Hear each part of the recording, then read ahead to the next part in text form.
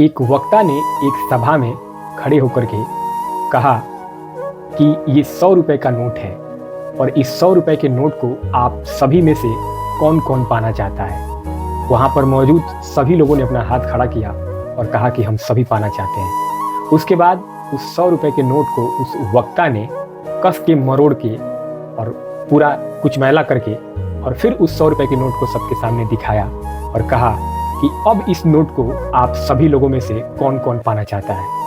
फिर दोबारा उन सभी लोगों ने हाथ उठाया और कहा कि हम सभी इस नोट को पाना चाहते हैं। उसके बाद उस 100 रुपए की नोट को उस वक्ता ने नीचे गिरा करके अपने जूते के पैर से रगड़ के एकदम मैला कर दिया और फिर उस 100 रुपए के नोट को उठा करके उन सभी लोगों को दिखाया और कहा कि अब आप सभी लोगों में से कौन कौन इस नोट को पाना चाहता है। फिर सभी लोगों ने जवाब दिया कि हम सब इस नोट को पाना चाहते हैं। फिर वक्ता ने कहा कि इस नोट को मैंने इतना गंदा किया, जूते के नीचे रखा, फिर भी इस नोट का मूल्य कम नहीं हुआ, वो आज भी उतना ही मूल्यवान है। इस कहानी का सार ये है कि हमारे जीवन में कुछ ऐसी परेशानियां आती हैं जिसके वजह से हम लोग गंदे हो जाते हैं या बदनाम हो जाते हैं।